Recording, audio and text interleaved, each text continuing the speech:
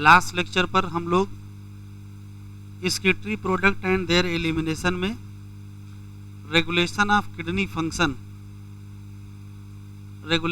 Kidney function complete हो गया था और यूरिन और मिक्सचुरेशन भी हम लोगों ने कंप्लीट कर लिया था। तो केवल 4-5 क्वेश्चन है, रिवाइज कर लेते हैं, उसके बाद आज का लेक्चर स्टार्ट करते हैं। जैसे सबसे पहला सवाल ये है कि किडनी फंक्शन रेगुलेशन कैसे होगा, तो कहोगे हार्मोनल फीडबैक मैकेनिज्म होगी।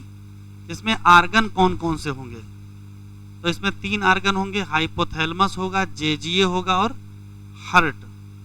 ठीक, इसके बाद हाइपोथैलेमस का रोल कुछ ऐसा था कि पोस्टीरियर पिट्यूटरी से एडीएच हार्मोन सिक्रीट करके वाटर एब्जॉर्प्शन कहाँ, डीसीटी पर। बैठ जाओ बेटा। इसी तरीके से जेजीए का था कि जब फॉल इन जीएफआर हो जाता है तो रेनिन हार्मोन निकलेगा, एंजियोटेंसिनोजेन को एंजियोटेंसिन फर्स्ट को सेकंड में कन्वर्ट करके अंततः ग्लोमेरुलर ब्लड फ्लो बढ़ा देंगे तो जीएफआर बढ़ जाएगा। इसी तरीके से हार्ट का भी था। हार्ट का इस तरीके से कि अगर एट्रियम में ब्लड फ्लो बढ़ जाए, आगे आ जाओ आगे, एट्रियम में अगर ब्लड फ्लो बढ़ जाए तो बेटा बैठा लो, एट्रियल वाल क्या निकालती थी, ANF, और वो ब्लड प्रेशर घटा देंगे। कैसे, तो 3 तरीके थे। कौन कौन सा, सबसे पहले चेक करना है रेनिन एंजियोटेंसिन मैकेनिज्म को, फिर क्या था, वैसो डायलेशन करना है, और उसके बाद सोडियम और वाटर को यूरिन में पास कर देना है। फिर हम लोगों ने मिक्सचुरेशन पढ़ा था कि मिक्सचुरेशन एक न्यूरल मैकेनिज्म या रिफ्लेक्स है, इसमें स्ट्रेचिंग ऑफ ब्लैडर से इनिशिएशन होता है और अंततः सीएनएस से मोटर मैसेज आता है जो स्मूथ मसल का कॉन्ट्रैक्शन और स्फिंक्टर का रिलैक्सेशन करता है और अंततः मिक्सचुरेशन हो जाता है। यूरिन के कंपोजिशन में ये था कि लाइट येलो कलर होता है, स्लाइटली एसिडिक होता है, और ख़ास बात यह है कि pH 6.0 होता है क्योंकि H+ होते हैं। एक सबसे आखिरी क्वेश्चन था कि यूरिन की अगर एनालिसिस की जाए तो उसका क्लिनिकल डायग्नोस्टिक इम्पॉर्टेंस है, क्योंकि अगर यूरिन के कंपोजिशन में कोई बदलाव हो रहा है इसका मतलब है कि या तो मेटाबॉलिक डिसऑर्डर है और या तो कोई मैल फंक्शनिंग है किडनी की। लास्ट लेक्चर पर हम लोगों ने यहाँ तक कर लिया था। देखो आज भी 10 मिनट खराब हो गया है। 8 बजे से क्लास तभी शुरू होगी जब आप लोग 7:50 तक आ जाएंगे। पता नहीं क्या करते रहते हो।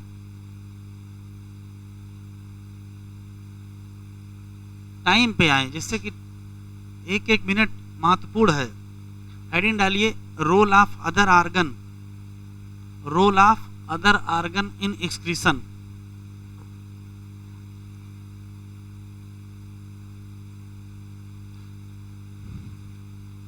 Role of other organ in excretion.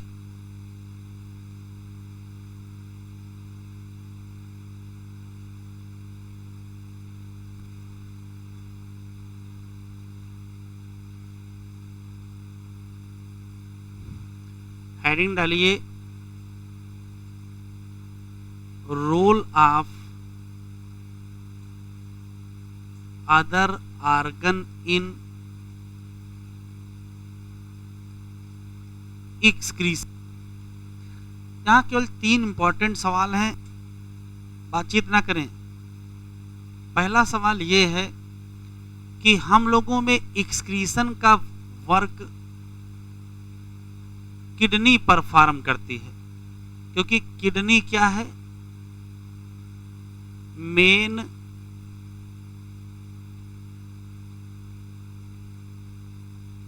Excretory argon. लेकिन किडनी के अलावा अदर देन किडनी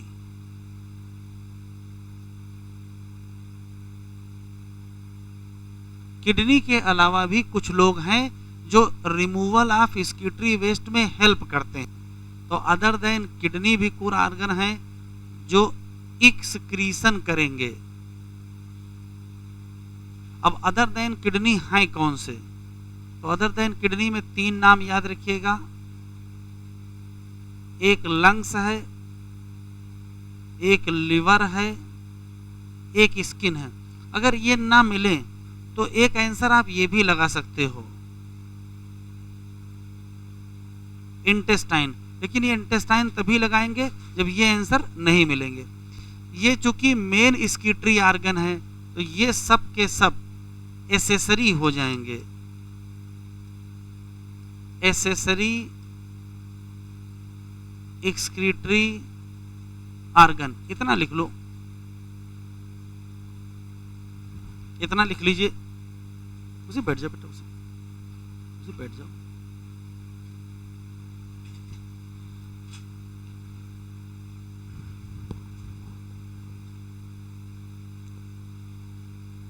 तो जो मेन स्कीटरी ऑर्गन है, आगे आ जाओ, आगे इधर।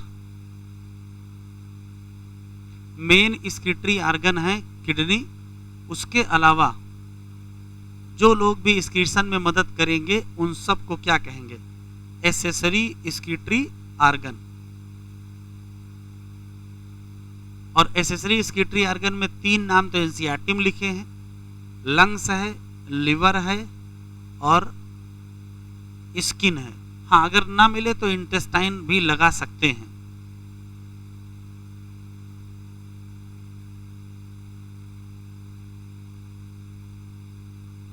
अब हमको एक एक का फंक्शन पढ़ना है कि लंग्स किस प्रकार से स्कीटरी ऑर्गन है, लिवर कैसे है, स्किन कैसे है।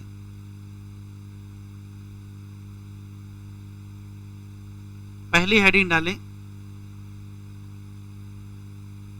पहली हेडिंग रोल ऑफ लंग्स।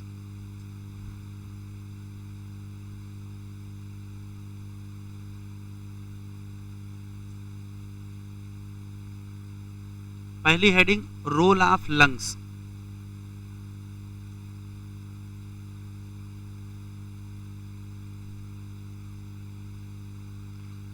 अगर हम लंग्स के रोल की बात करें तो पहला सवाल है कि लंग्स स्कीटरी ऑर्गन है कैसे? वो तो रेस्पिरेटरी ऑर्गन है, तो फिर स्क्रीशन में इसको हम क्यों पढ़ रहे हैं? तो स्क्रीशन की डिफिनीशन अगर आप याद करें तो ये कहा गया था कि यदि मेटाबॉलिक वेस्ट का एलिमिनेशन किया जाए तो वही स्क्रीशन है। CO2 भी क्या है? एक प्रकार का मेटाबॉलिक वेस्ट है। इसी नाते लंग्स को भी क्या मानते हैं? स्कीटरी ऑर्गन मानते हैं। तो लंग्स क्या करेगा?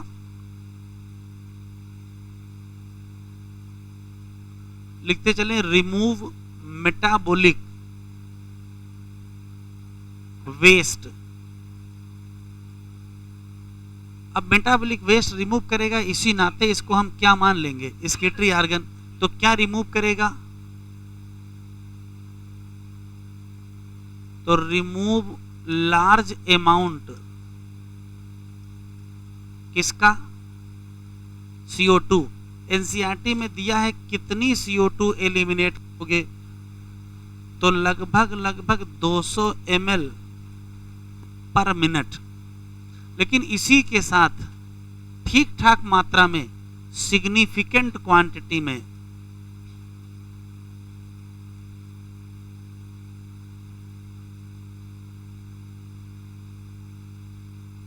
क्या रिमूव हो जाता है? वाटर। अगर हम लोग एक्सपायरेशन करते हैं तो उसके साथ सिर्फ CO2 ही नहीं निकलती है, बहुत सारा वाटर वेपर भी निकल जाता है। लगभग कितना वाटर निकल जाता है? तो आंसर देंगे 16 ml पर आवर। 1 घंटे में लगभग 16 ml वाटर का क्या होता है? लॉस हो जाता है।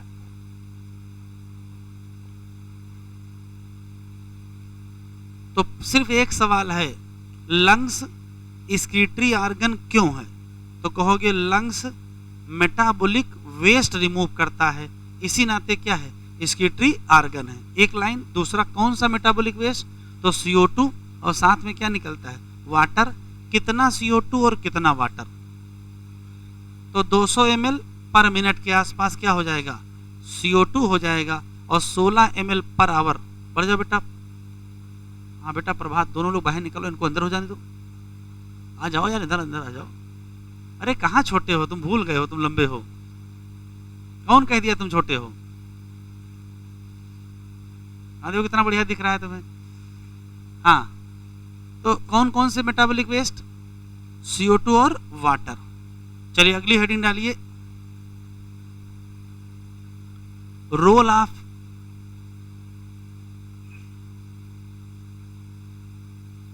स्किन,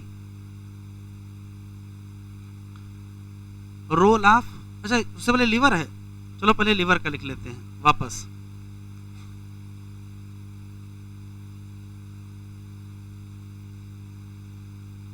रोल ऑफ लिवर, अरे लिवर का पहले लिख लीजिए, लिवर के 2 ही 3 लाइनें हैं, 2-3 क्वेश्चन है केवल लिवर में। इधर जरा देखो, ये है हम लोगों की बक्कल कैविटी, ये फेरिंग्स, ये ईसोफेगस, ये स्टमक, ये इंटेस्टाइन, ये है हम लोगों का लिवर। आपको पता है कि लिवर में बाइल बनता है जो गाल ब्लैडर में स्टोर होता है, और वो बाइल अंततः यहां से आकर के यहां रिलीज होता है। आप सिर्फ ये सोचो कि यदि लिवर में कोई मेटाबॉलिक वेस्ट बनेगा तो वो बाइल के साथ स्मॉल इंटेस्टाइन में आ जाएगा, फिर वो लार्ज इंटेस्टाइन से होते हुए अनडाइजेस्टेड फूड के साथ क्या हो जाएगा, पास हो जाएगा। तो लिवर जब बाइल को स्मॉल इंटेस्टाइन में रिलीज करता है, उसके साथ कुछ मेटाबॉलिक वेस्ट भी रिलीज कर देता है, और जितने मेटाबॉलिक वेस्ट यहाँ रिलीज होंगे वो सब अनडाइजेस्टेड फूड के साथ क्या हो जाएंगे, पास हो जाएंगे। तो लिवर में रटने वाले सवाल, तो पहला सवाल तो यही है कि लिवर क्या है, लिखते चलेंगे, largest gland of body. Largest gland पूछेगा तो आंसर क्या देंगे, लिवर देंगे। लिवर क्या रिलीज करता है, रिलीज करता है बाइल, और बाइल में क्या क्या होता है, तो बाइल में कई चीजें होती हैं, जैसे बाइल में होता है बिलीरूबिन, बाइल में होता है बिली वर्डिन, बाइल में होता है कोलेस्टेरॉल, डिग्रेडेड टूटे हुए डिग्रेडेड हार्मोन्स या डिग्रेडेड ड्रग्स, हार्मोन और विटामिन। ध्यान से सुनिए, हम लोग यदि कोई दवा खाते हैं तो उस दवा का इस्तेमाल होने के बाद जो उसमें अनयूज्ड पार्ट होता है उसकी प्रोसेसिंग लिवर पर ही होती है। तो टूटी हुई दवाएं या टूटे हुए हार्मोन या टूटे हुए विटामिन, ये सब लिवर बाइल के साथ कहाँ डाल देगा, स्मॉल इंटेस्टाइन में, और फिर किससे पास हो जाएगा, अनडाइजेस्टेड फूड के साथ। तो ये सारे वेस्ट बाइल रिमूव कर देगा। वेस्ट किसके साथ, along with अनडाइजेस्टेड फूड। तो बताओ लिवर कौन कौन से वेस्ट एलिमिनेट करेगा, तो कई नाम दे सकते हो, कह सकते हो बिलीरूबिन, बिलीवर्डिन, कोलेस्टेरॉल, डिग्रेडेड टूटे हुए steroid hormone, vitamin, drugs, steroid hormone भी यहाँ।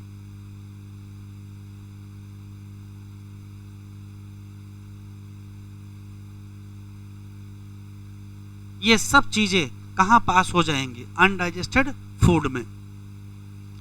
चूंकि अनडाइजेस्टेड फूड में पास कर रहे हैं, इस नाते इंटेस्टाइन को भी हम क्या मान सकते हैं, एक्सक्रीटरी ऑर्गन मान सकते हैं। ठीक है नहीं, वो तो प्रॉपर क्या है, डाइजेस्टिव ऑर्गन है।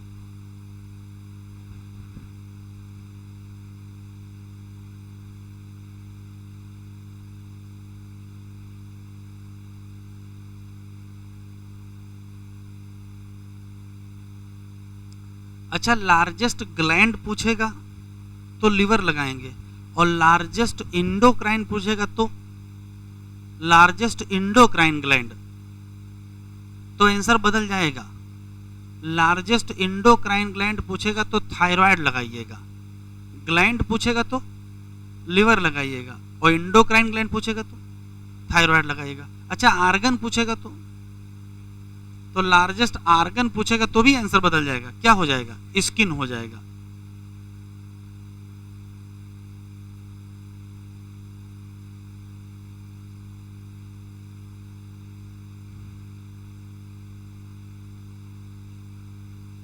बढ़े आगे, ये बनाना नहीं है। अब हम लोग डालेंगे रोल ऑफ स्किन। स्किन का क्या क्या रोल है?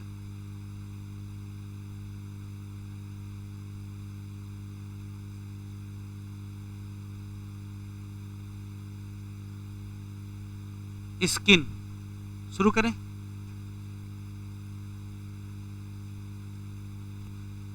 हेडिंग डालें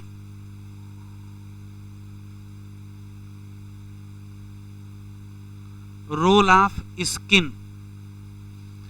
पहला सवाल कि स्किन क्या है, लिखते चलेंगे लार्जेस्ट आर्गन। अगर सबसे बड़ा आर्गन पूछा जाए तो आंसर क्या देंगे? स्किन ही देंगे। यह भी आपको पहले से पता है कि स्किन में ग्लैंड पाई जाती हैं। कौन सी? स्वेट ग्लैंड और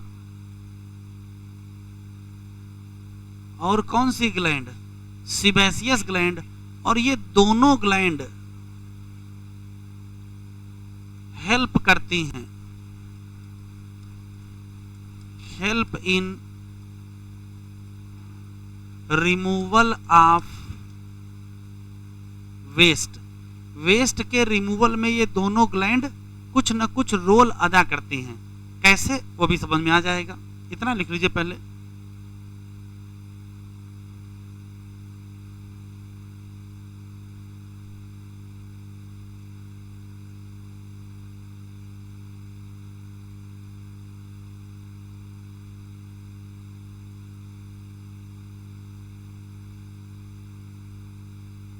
देखो, ऐसे ही 15-15, 20-20 मिनट तुम्हारा रोज छूटेगा तो तुम सोचो साल भर में कितना छूट जाएगा है?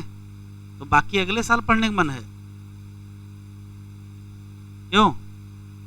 बाकी जो छूटेगा वो अगले साल पढ़ोगे, इसी साल। हाँ, तो टाइम पे आओ, 7:50 तक आ जाया करिए और 10 मिनट आके यहाँ सांस ले लिया करिए। उसके बाद आराम से 8 बजे क्लास स्टार्ट हो जाए। ठीक, जल्दी आया करो। चलिए देखें, स्वेट ग्लैंड और सीबेसियस ग्लैंड दोनों क्या करते हैं? Removal of waste. कैसे, देखो जरा। तो पहले हम बात करेंगे स्वेट ग्लैंड के। स्वेट ग्लैंड के बारे में जितना जानते हो कि यहां से जो सिक्रीशन होता है वो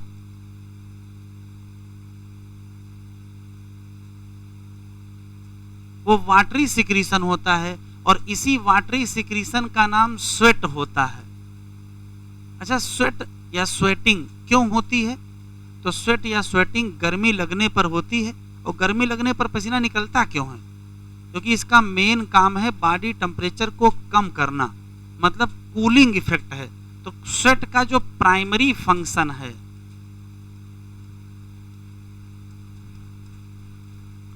क्या है? तो कहोगे कूलिंग इफेक्ट। और कूलिंग इफेक्ट से बॉडी टेम्परेचर मेंटेन होता है, तो इसको कहते हैं थर्मो रेगुलेशन। फिर से सुन लेते हैं। स्वेट ग्लैंड से वाटरी सिक्रीशन निकलता है जिसमें बहुत सारा वाटर होता है, इसका नाम स्वेट होता है। और स्वेट का प्राइमरी फंक्शन क्या है? कूलिंग इफेक्ट, बॉडी टेम्परेचर को कम करना, और इसको कहते क्या है? Thermo regulation. लेकिन जब ये स्वेट पास होता है तो इसमें कई चीजें होती हैं। इसमें क्या क्या पाया जाएगा? तो अगर हम कंटेन की बात करेंगे तो कंटेन देखो क्या क्या है। इसमें एक तो ढेर सारा क्या होगा? वाटर, उसमें कोई शक नहीं। लेकिन वाटर के साथ इसमें कई चीजें पाई जाएंगी, जैसे इसमें पाया जाएगा NaCl, इसमें पाया जाएगा यूरिया, और इसमें पाया जाएगा लैक्टिक एसिड। ध्यान से सुने, स्वेट निकला था उसमें था वाटर, और वाटर जब इवापोरेट होता है तो शरीर हमारा ठंडा होता है, तो वाटर का तो समझ में आया, लेकिन उसके साथ NaCl भी है, यूरिया भी है, लैक्टिक एसिड है। ये सब के सब वेस्ट है। यूरिया क्या है? वेस्ट है। लैक्टिक एसिड भी क्या है? वेस्ट है। NaCl वेस्ट नहीं है, लेकिन यदि एक्सेस साल्ट होगा तो स्वेट में क्या हो जाएगा? पास हो जाएगा। तो जरा बताएं, स्वेट ग्लैंड जब स्वेटिंग करती है तो कौन कौन से वेस्ट रिमूव करती है? कौन कौन से वेस्ट रिमूव करती है? तो आप कहोगे कौन कौन से वेस्ट? एक तो NaCl रिमूव कर देती है, एक यूरिया और एक लैक्टिक एसिड। ये कौन सा एसिड है? तो जब हम लोग तेज दौड़ते हैं तो हमारी मसल में बनता है लैक्टिक एसिड, उसी से तो मसल में पेन होता है। फिर हम दौड़ते दौड़ते थक जाते हैं और बैठ जाते हैं, तो जब बैठ जाते हैं तो खूब ज़्यादा स्वेटिंग होती है। उस स्वेटिंग का क्या बेनिफिट है कि जो हमारे ब्लड में लैक्टिक एसिड बढ़ा है वो कुछ ना कुछ क्या हो जाए? पसीने में बाहर चला जाए। तो क्या क्या रिमूव कर दिया? तो कई चीजें रिमूव कर दिया। बताओ, तो कहोगे यूरिया रिमूव कर दिया, और क्या रिमूव कर दिया? लैक्टिक एसिड रिमूव कर दिया, और साथ में क्या रिमूव कर दिया? NaCl। एक अच्छा क्वेश्चन है, स्वेट में क्या नहीं रिमूव करते हैं? पसीने में क्या नहीं निकलता है? तो आप याद रखिएगा, इसमें नहीं होता है नॉट रिमूव, या नहीं होता है यूरिक एसिड।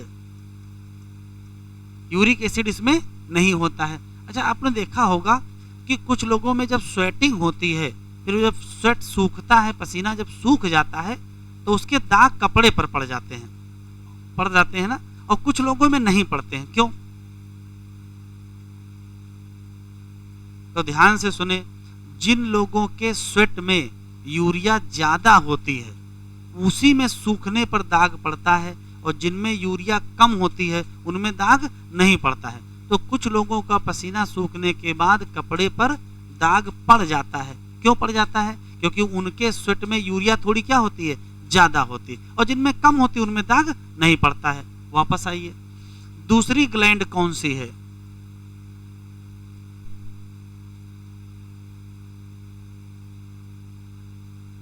दूसरी ग्लैंड है सीबेसियस ग्लैंड। इसका सिक्रीशन कैसा होता है?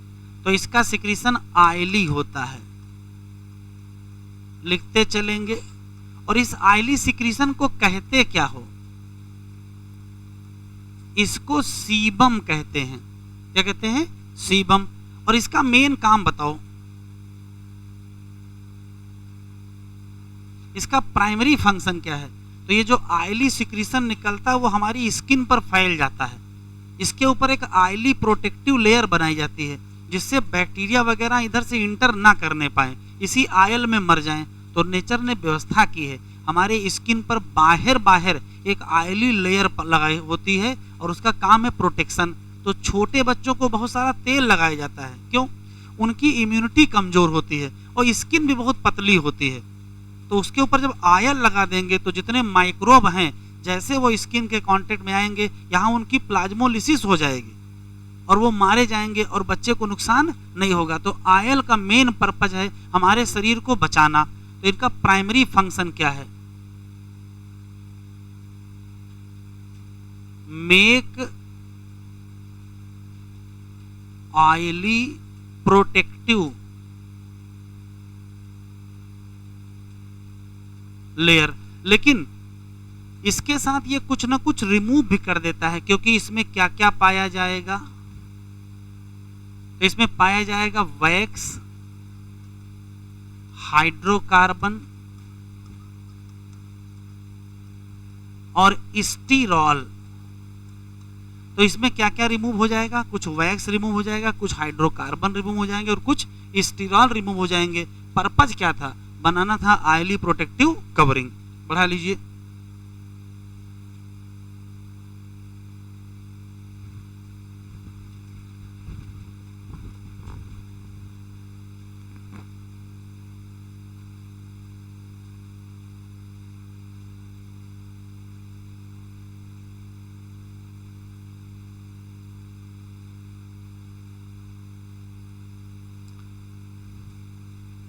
हम लोगों के पसीने में क्या नहीं होता है?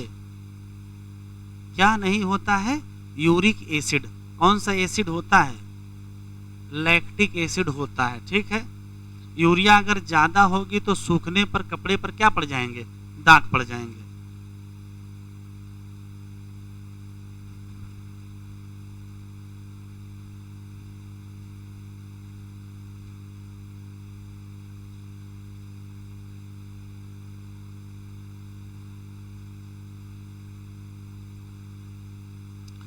स्वेट ग्लैंड, सिबेसियस ग्लैंड के सिक्रीशन का नाम सीबम और स्वेट ग्लैंड के सिक्रीशन का नाम स्वेट।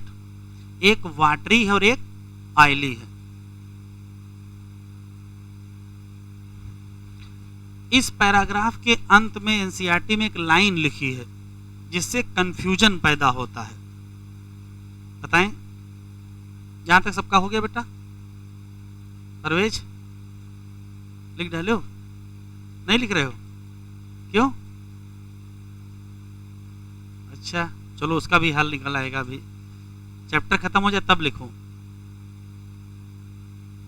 हाँ भाई, ऑनलाइन में तो बैकलॉग ही बैकलॉग होता है, ऑफलाइन में न रखो ऐसा।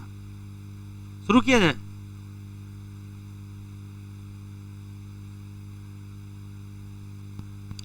बढ़िया आगे बेटा। अच्छा ये बताओ, salivary gland, salivary gland excretory organ है कि नहीं है?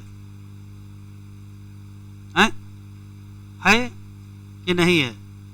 नहीं है। सेलेवरी ग्लैंड स्किटरी आर्गन में नहीं आती है। सेलेवरी ग्लैंड स्किटरी आर्गन में नहीं आती है। शुरू करें।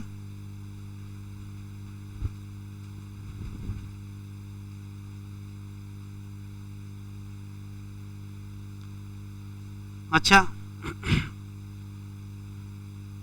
इंटेस्टाइन, तो इंटेस्टाइन को स्किटरी आर्गन माना जा सकता है, वो भी नहीं।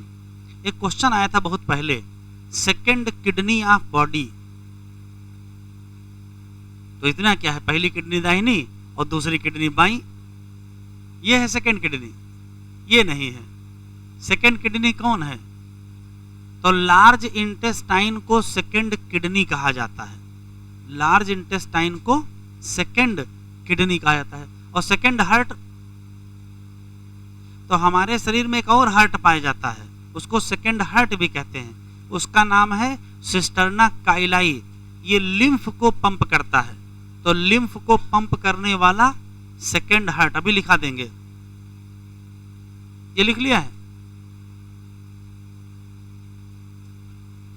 चलो लिखो सेलेवरी ग्लैंड।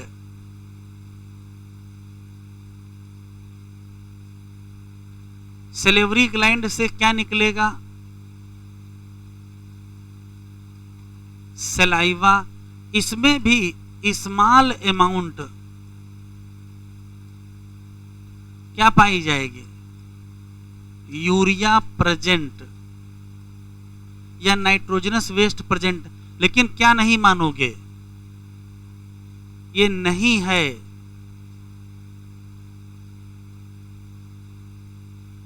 स्किटरी आर्गन, ये नहीं है स्किटरी आर्गन। लिखते चले। अगर आपसे क्वेश्चन पूछेगा सेकंड किडनी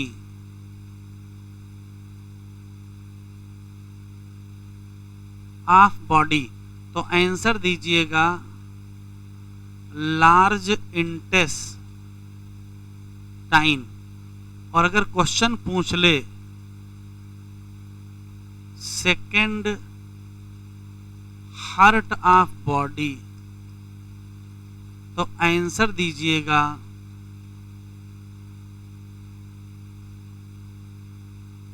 सिस्टर्ना काइलाई।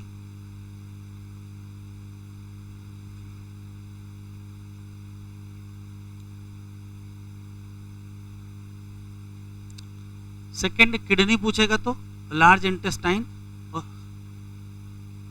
लोकेशन। ये हम लोगों के हार्ट के पीछे है। अभी अगर एमबीबीएस करोगे, मान लो सिलेक्शन हो ही जाए, तो आपको मिलेगा पढ़ने को। ठीक है, हाँ भाई, थोरेसिक डक्ट एक होती है, तो थोरेसिक डक्ट इसी में आके ओपन होती है और ये लिम्फ को कलेक्ट करता है। लोअर साइड का जितना लिम्फ होता है वो यहीं कलेक्ट होता है।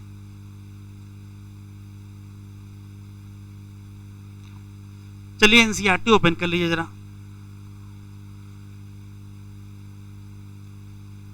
लिख गया था।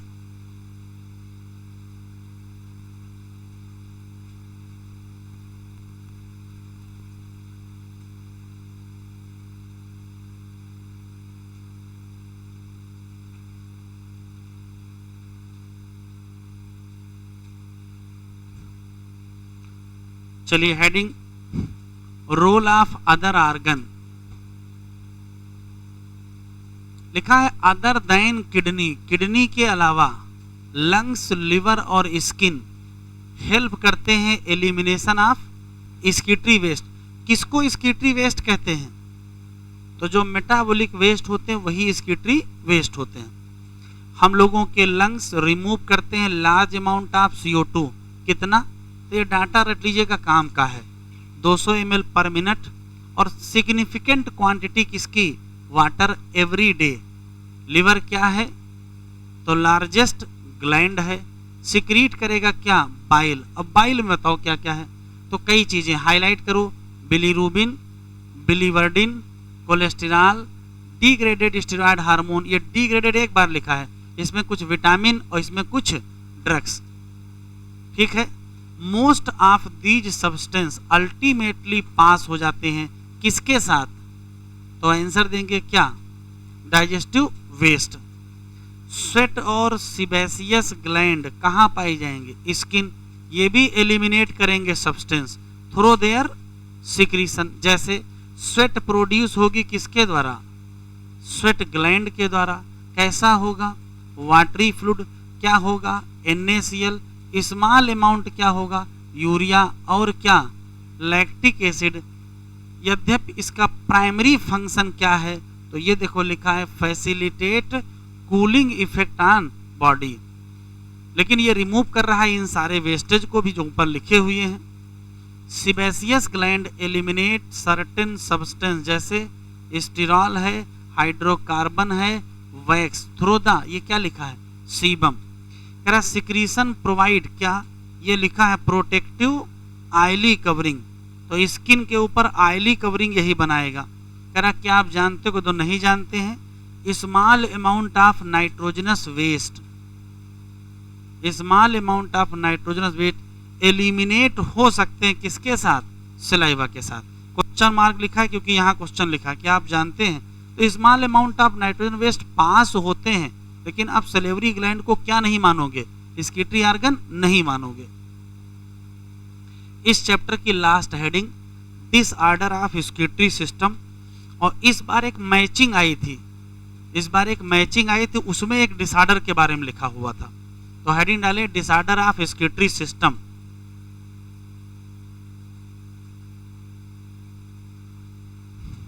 हेडिंग डालिए डिसऑर्डर ऑफ स्कीटरी सिस्टम, और उसमें हेडिंग डालिए यूरीमिया एंड हीमोडायलिसिस। इस हेडिंग के अंदर ये हेडिंग डालेंगे, या किडनी फेल्योर साथ में, uraemia and kidney failure.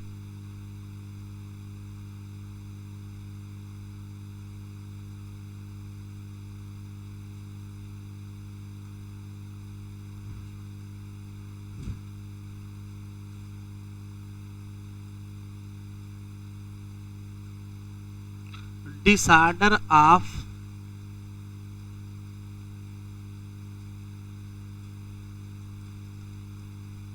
स्कीटरी system, और इसमें हेडिंग डालिए यूरीमिया एंड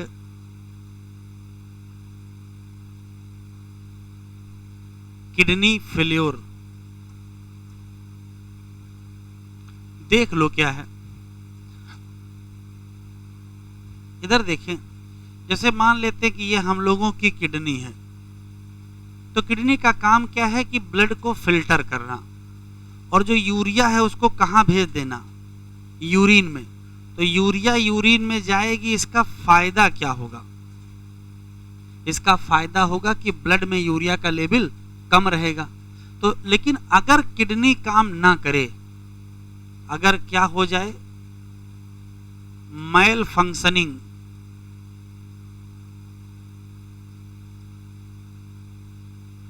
मैल फंक्शनिंग का मतलब अच्छे से काम ना कर पाना किडनी। तो जैसे किडनी अच्छे से काम नहीं करेगी तो क्या ब्लड प्रॉपर फिल्टर होगा? क्या यूरिया यूरिन में जाएगी? नहीं जाएगी। तो रिजल्ट क्या होगा? तो रिजल्ट हो जाएगा इंक्रीज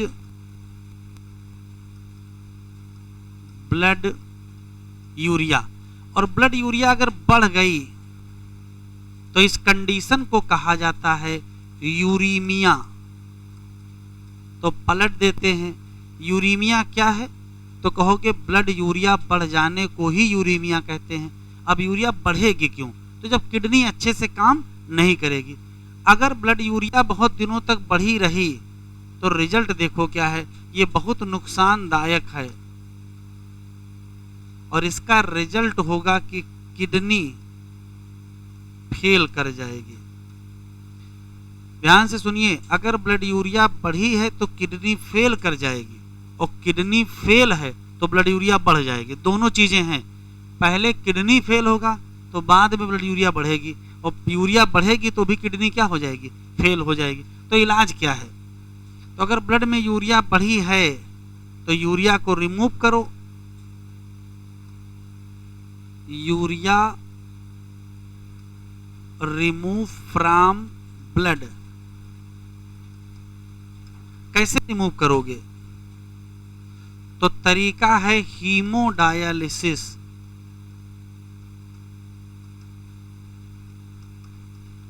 ध्यान से सुने, हीमोडायलिसिस की आवश्यकता कब पड़ेगी?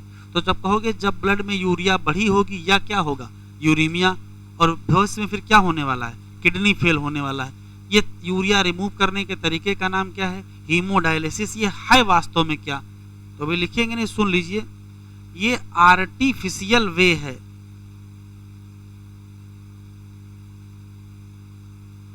To remove urea from blood. Blood से यूरिया हटाने का ये आर्टिफिशियल तरीका है। इस आर्टिफिशियल वे में जो मशीन यूज की जाती है, उस मशीन का नाम है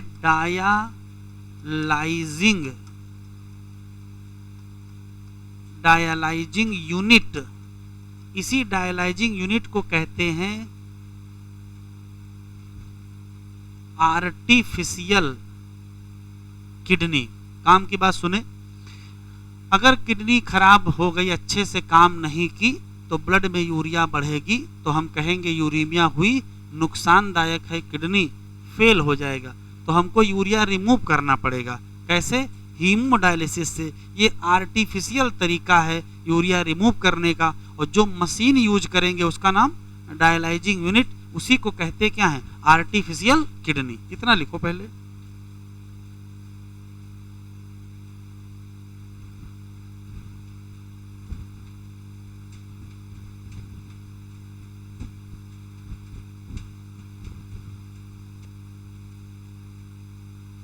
शुरू करें। तो साइड हेडिंग डालें हीमोडायलिसिस, और आप कुछ लिखेंगे नहीं, केवल सुनेंगे।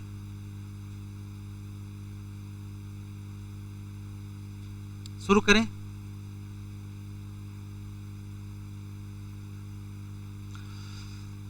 कुछ भी नहीं लिखेंगे, केवल देखेंगे।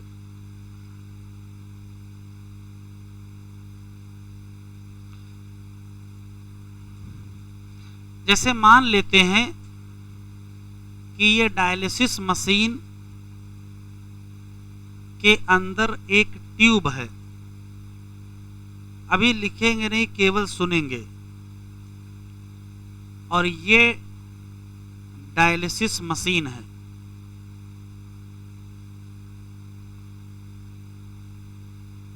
इस डायलिसिस मशीन का नाम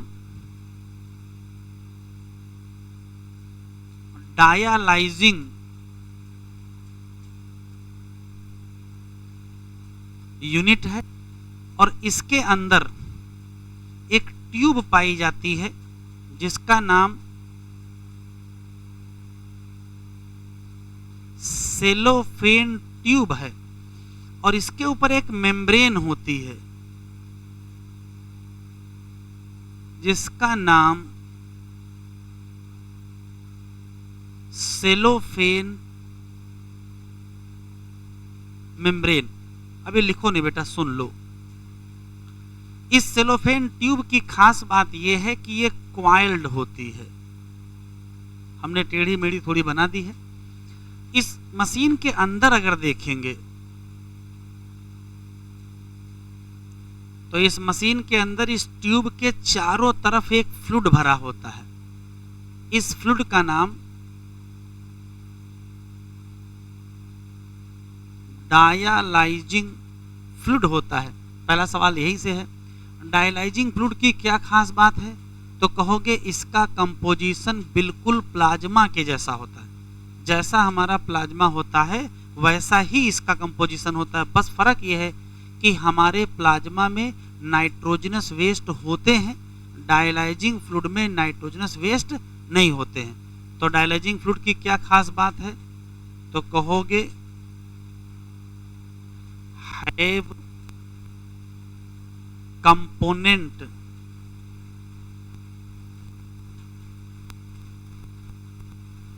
सेम एज क्या प्लाज्मा। बस क्या नहीं होता है, एक्सेप्ट नाइट्रोजनस वेस्ट। तो बताओ इसमें यूरिया होगी कि नहीं होगी? होगी कि नहीं होगी? तो कहोगे यूरिया एब्सेंट। अच्छा, ये एक सेटअप है, इसको सिंबॉलिक डायग्राम बना लिया है कि ये एक मशीन है। इस मशीन के अंदर एक फ्लूइड भरा है, उसका नाम डायलाइजिंग फ्लूइड है। इसके अंदर टेढ़ी मेढ़ी ट्यूब है, उसका नाम सेलोफेन ट्यूब। उसके ऊपर मेम्ब्रेन सेलोफेन मेम्ब्रेन है और इस मशीन का नाम डायलाइजिंग यूनिट या आर्टिफिशियल किडनी है। अब जिस व्यक्ति की डायलिसिस होनी है उसको करते क्या है, उसकी आर्टरी एक जगह पंचर कर देते हैं। अब चाहे वो कैरोटिड आर्टरी यहाँ पंचर कर दें या कोई आर्टरी पंचर कर देते हैं और आर्टरी से ब्लड लेते हैं। तो पेशेंट होगा, इस पेशेंट से ब्लड लिया जाएगा। ब्लड ड्रेन आउट कहां से लेंगे? तो कहोगे आर्टरी से। किस आर्टरी से? तो एंजियाटिव लिखा है कन्वीनियंट आर्टरी, जो सुविधाजनक हो। तो किसी ना किसी आर्टरी से ब्लड लेंगे और इस ब्लड को पंप करना है मशीन में। इस ब्लड को पंप करना है मशीन में, लेकिन ऐसे ही नहीं पंप कर देंगे। आप सोचिए, आर्टरी से ब्लड निकाला गया, सीधे मशीन में डालेंगे तो मशीन के अंदर जाकर के ब्लड क्लॉट कर जाएगा। तो डॉक्टरों ने दिमाग लगाया, पंप करने से पहले इसमें मिक्स कर देंगे। मिक्स्ड क्या? एंटीकोआगुलेंट। कौन सा? हिपैरिन। उसके बाद इसको पंप कर देंगे। Pump in machine. अब इसको मशीन में डाल देंगे। तो पहले ब्लड लेंगे, फिर एंटीकोआगुलेंट हिपैरिन मिलाएंगे, फिर इसको मशीन में डालेंगे। अब आप जरा सोचिएगा, मशीन के अंदर ब्लड धीरे धीरे इस ट्यूब से पास हो रहा है। आप सिर्फ इतना बताएं कि जो ब्लड इसमें पास हो रहा है उसमें यूरिया होगी कि नहीं? इसमें यूरिया होगी। और मेम्ब्रेन के बाहर जो फ्लूइड है उसमें यूरिया नहीं है। यहाँ यूरिया है, यहाँ यूरिया नहीं है, तो होगा क्या? तो होगा ये कि यहाँ से यहाँ क्या पास होने लगेगी? यूरिया पास होने लगेगी। तो ब्लड से यूरिया निकल के किसमें मिल जाएगी? Dialysing fluid. तो इस जगह से जो ब्लड निकलेगा, यहां से जो ब्लड पास होगा, बताओ इसमें यूरिया होगी? इसमें यूरिया नहीं होगी। क्यों? कहां गई यूरिया? यूरिया चली गई किसमें, डायलाइजिंग फ्लूइड। सिर्फ इतना बताओ ये यूरिया डायलाइजिंग फ्लूइड में क्यों आई, तो कहोगे भैया इसकी कंसंट्रेशन यहाँ ज्यादा थी, यहाँ कंसंट्रेशन कम थी, तो कंसंट्रेशन ग्रेडियंट के चक्कर में आई, तो पैसिव आई होगी कि एक्टिव, तो urea come out from blood due to concentration gradient. तो पैसिव की एक्टिव कहोगे, पैसिव। यहां से जो ब्लड निकला उसमें यूरिया नहीं होगी। अब इस ब्लड को क्या करेंगे, वापस बॉडी में डालेंगे। डालने से पहले तो यहाँ क्या मिलाया है, एंटी कोआगुलेंट हिपैरिन। अब क्या मिला दो, एंटी हिपैरिन। तो अब इसमें मिक्स किया जाएगा, मिक्स्ड एंटी हिपैरिन, और इस ब्लड को पंप कर दिया जाएगा, पंप इन बॉडी। कहां से लिया था बेटा, आर्टरी, तो डालोगे कहां, तो बॉडी में इसको वापस डालेंगे कहां, वेन। तो फिजिक्स क्वेश्चन है, देखिए ऐसा भी नहीं करेंगे कि पूरे शरीर का सारा ब्लड निकाल लेंगे, मशीन में डाल देंगे, साफ करेंगे, वापस लाएंगे, तब तक तो मर जाएगा आदमी। तो करेंगे क्या, एक तरफ से ब्लड निकलता हो क्या मशीन में जाएगा और दूसरी तरफ से शरीर में आता रहेगा, इधर से जाता रहेगा और इधर से आता रहेगा, कई राउंड ऐसे ऐसे घूमेगा, तो धीरे धीरे ब्लड में यूरिया क्या हो जाएगी, कम हो जाएगी। तो लेंगे कहां से, आर्टरी से, डालेंगे वापस कहां, वेन में। मशीन में डालने से पहले क्या मिलाएंगे, एंटी कोआगुलेंट हिपैरिन, और शरीर में डालने से पहले क्या मिलाएंगे, एंटी हिपैरिन। अंदर क्या है, एक पतली पतली ट्यूब है, उसी ट्यूब से जब ब्लड गुजरेगा तो यूरिया निकल के किसमें मिल जाएगा, डायलाइजिंग फ्लूइड में। क्यों चला जाएगा, क्योंकि ब्लड में यूरिया होगी, डायलाइजिंग फ्लूइड में नहीं होगी। तो भाई यहाँ हाई कंसंट्रेशन, यहाँ लो कंसंट्रेशन, तो यूरिया यहाँ आएंगे नहीं।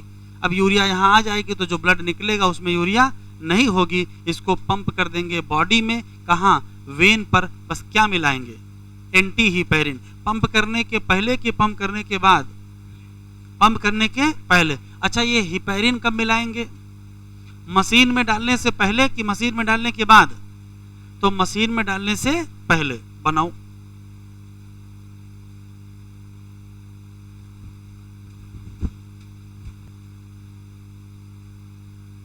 हीमोडायलिसिस के बाद साइड हेडिंग डालिए, किडनी ट्रांसप्लांटेशन, किडनी ट्रांसप्लांटेशन।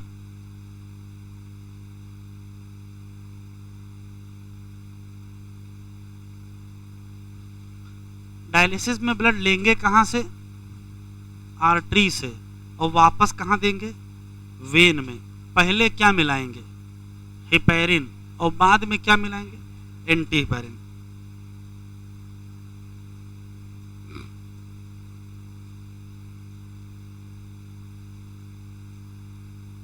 चलिए हेडिंग डालिए, किडनी ट्रांसप्लांटेशन।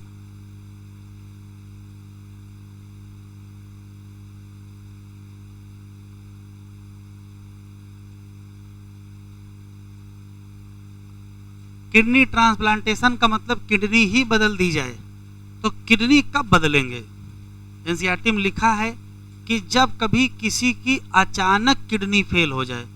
अचानक किडनी फेल होने को कहते हैं एक्यूट रीनल फेल्योर। किडनी धीरे धीरे भी फेल होती है, उसे कहते हैं क्रोनिक रीनल फेल्योर। जैसे किसी को हाइपरटेंशन है, तो हाइपरटेंशन में वाइटल ऑर्गन डैमेज होते हैं, किडनी भी डैमेज होगी, लेकिन धीरे धीरे किडनी खराब हो जाएगी, ठीक है। लेकिन अगर अचानक किडनी खराब हो जाए तो उसे कहते हैं एक्यूट रीनल फेल्योर। तो किडनी ट्रांसप्लांटेशन अल्टीमेट मेथड है,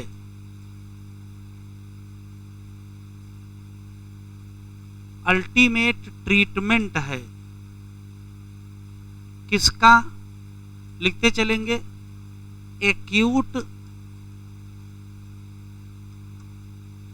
एक्यूट रीनल फेल्योर। अच्छा ठीक है, किडनी ट्रांसप्लांटेशन के लिए किडनी भी तो चाहिए, तो फंक्शनिंग किडनी लोगे, काम करती हुई किडनी। और किससे लोगे? डोनर। ये कौन होगा? इंसान नहीं होगा, है? ये क्लोज रिलेटिव होगा।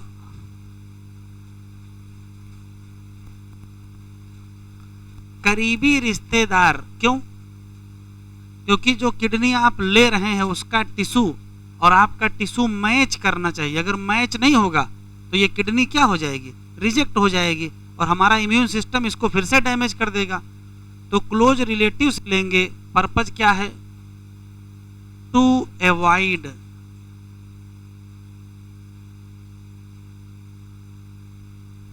रिजेक्शन फ्रॉम या रिजेक्शन बाई, लिखते चलेंगे, इम्यून सिस्टम। किडनी ट्रांसप्लांटेशन के बाद मेडिसिन लेनी पड़ती है, लाइफ टाइम दवा खानी पड़ती है। कौन सी? तो दवा खाएंगे साइक्लोस्पोरिन ए, याद है इसका नाम? ये इम्यूनोसप्रेसिव ड्रग है या फिर स्टीरॉयड हार्मोन।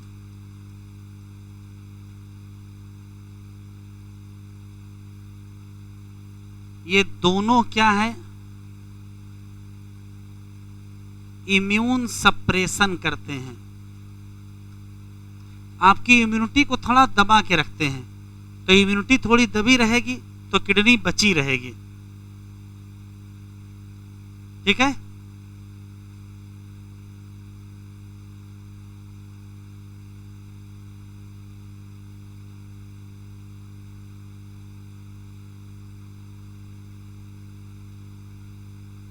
तो किडनी ट्रांसप्लांटेशन कब अल्टीमेट मेथड है? तो कहोगे एक्यूट रीनल फेल्योर, अचानक किडनी फेल हो जाए।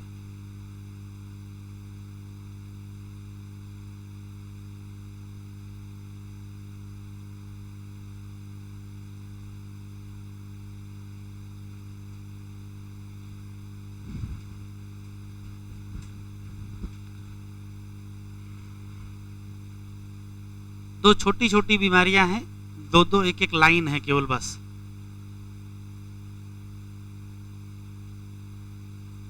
बढ़े बेटा आगे।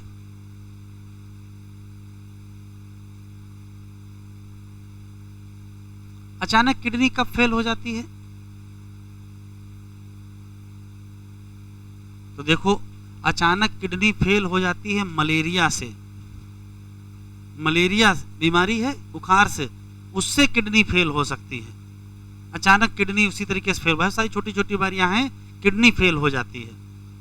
बीपी से किडनी फेल होगी तो फेल होने में 10-5 साल लगेगा। शुगर से किडनी फेल होगी, उसमें भी 10-5 साल लगेगा। धीरे धीरे किडनी फेल होगी, वो है क्रोनिक रीनल फेल्योर। ये कैसा है? Acute renal failure. जैसे किसी को डायरिया हो जाए जबरदस्त, कालरा, और जबरदस्त कालरा उल्टी दस्त होने लगे, उससे किडनी फेल हो जाती है। तो अगर ऐसी किडनी फेल हुई तो 2 घंटे पहले किडनी बढ़िया बढ़िया काम कर रही थी और 2 घंटे बाद फेल हो गई, तो अचानक किडनी फेल हो जाए तो क्या कहोगे? Acute renal failure. चलिए हेडिंग डालिए, ग्लोमेरुलो।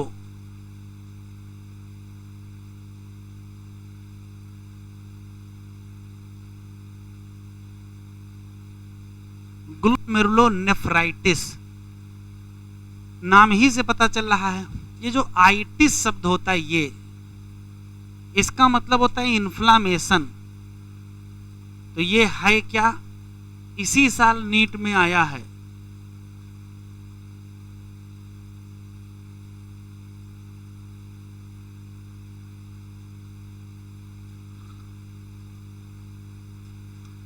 किडनी में जो नेफ्रॉन है और नेफ्रॉन में जो ग्लोमेरुलस है, उसमें हो गई है सूजन। नाम क्या पड़ गया? ग्लोमेरुलोनेफ्राइटिस। क्यों? कहाँ किडनी, कहाँ नेफ्रॉन, कहाँ ग्लोमेरुलस, इतना छोटा स्ट्रक्चर, उसमें इन्फ्लामेशन हो गया, क्यों हो गया है? तो ये एक प्रकार की ऑटो इम्यून डिजीज है।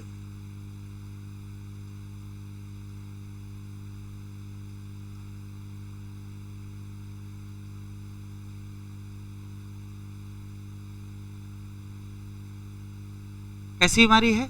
Auto immune. Human health and disease में हम लोग ये हेडिंग पढ़ेंगे, ऑटो इम्यून। जब अपनी ही इम्यूनिटी अपना ही नुकसान करने लगे तो उसको क्या कहोगे?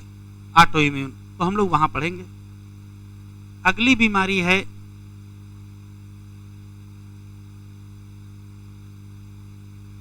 Renal calculi. इसको किडनी की पथरी कहते हैं। क्या हुआ? तो स्टोन कहो या इनसॉल्युबल मास कलेक्ट हो जाते हैं, किसमें? किडनी। अब ये इनसॉल्युबल मास बने किसके होते हैं?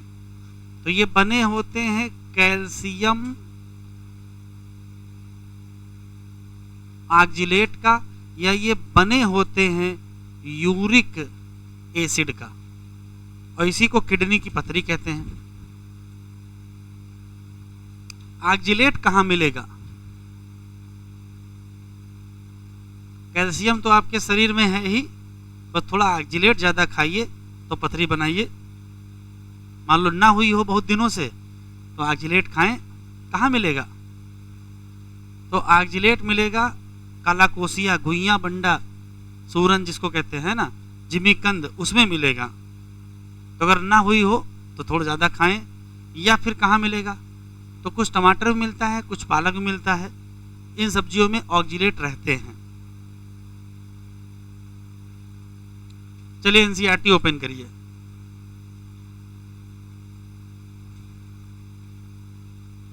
अच्छा एक और जरा लिख लो, सिस्टाइटिस। ये इन्फ्लामेशन है।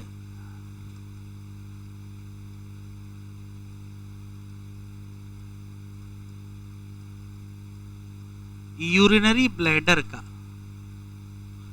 ब्लैडर में सूजन हो जाएगा, यूरिन पास करने में दर्द होगा, तो नाम सिस्टाइटिस। और छोटे बच्चे रात में यूरिन पास कर देते हैं, इसको नाकचूरिया कहते हैं।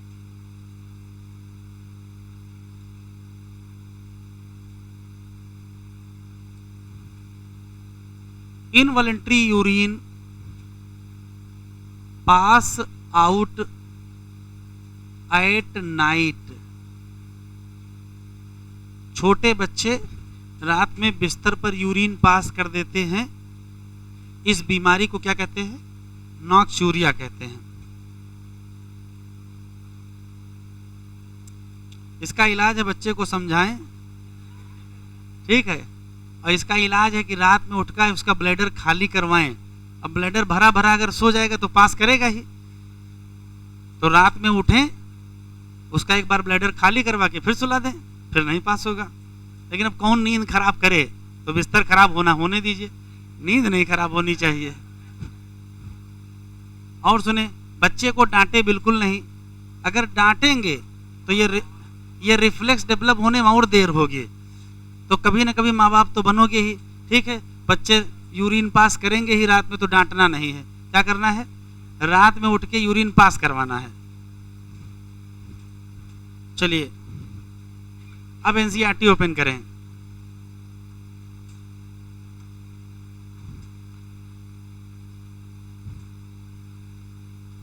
मेल फंक्शनिंग किसकी? किडनी की। उससे इकट्ठा हो जाएगा क्या? यूरिया। कहाँ? ब्लड में। तो बीमारी का नाम, और ये बहुत खतरनाक है, भविष्य इसका क्या है? Kidney fail. ऐसे मरीजों का क्या करना पड़ेगा? यूरिया रिमूव करेंगे। किस प्रोसेस से? अब during the process of haemodialysis, ये टिक करो बेटा, हाईलाइट करो। ब्लड कहाँ से लेंगे? कहाँ से? आर्टरी से। और उसको पंप करेंगे किसमें? और यूनिट का नाम artificial kidney. Blood drain from convenient artery is pump into dialysing unit. किसके बाद पंप करोगे? After adding anti coagulant like heparin. तो पहले हिपैरिन मिलाओ, उसके बाद पंप करो मशीन में। यूनिट के अंदर क्या है? Coiled cellophane tube surrounded by fluid. और फ्लूइड कौन सा? हैव सेम, क्या? Have same composition. किसका? Plasma, except the nitrogenous waste. Porous cellophane membrane जो ट्यूब के ऊपर है वो अलाउ करेगी पैसेज ऑफ मॉलिक्यूल। किस आधार पर? कंसंट्रेशन नाइट्रोजनस वेस्ट एब्सेंट हैं किसमें? Dialysing fluid. तो ये सब्सटेंस फ्रीली मूव कर जाएंगे और क्लियर हो जाएगा क्या? ब्लड। तो जो क्लियर्ड ब्लड है इसको वापस लाएंगे कहाँ? बॉडी में। किसमें? वेन में। लेकिन क्या ऐड करेंगे? After adding anti heparin this method is boon for 1000 of uremic patient. जिनको यूरेमिया हो उनको क्या कहते हैं? Uremic. Kidney transplantation ultimate method है। किसके लिए? तो ये देखो ये लिखा है किसके लिए? Acute renal failure. Functioning kidney लाओगे कि खराब किडनी? जो काम करती होगी वो किडनी लाएंगे और उसको ट्रांसप्लांट करेंगे। लाएंगे कहां से? डोनर कौन होगा? Close relative. क्यों? Minimise the chance of rejection by immune system. आजकल अच्छा हो गया है कि काफी ज्यादा सक्सेस रेट है। कैलकुलाई क्या है? तो ये स्टोन पथरी है या इंसॉल्युबल मास। बस क्रिस्टलाइज साल्ट किसके हैं? ऑक्जिलेट जो with in the kidney, specially calcium oxalate है ये क्या है? ग्लोमेरुलोनेफ्राइटिस। ये इन्फ्लामेशन है किसका? ग्लोमेरुलाई। इसका दूसरा नाम लिख लो।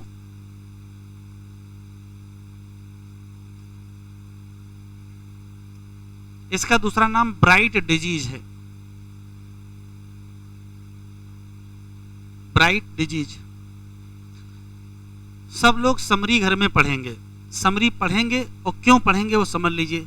समरी में यदि कोई ऐसी लाइन मिल जाए जो अंदर ना लिखी हो उसको आप कॉपी में लिख जरूर लेंगे या अंदर कहीं मेंशन कर देंगे।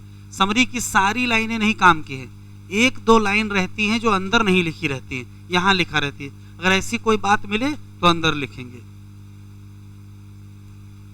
नया चैप्टर स्टार्ट करते हैं।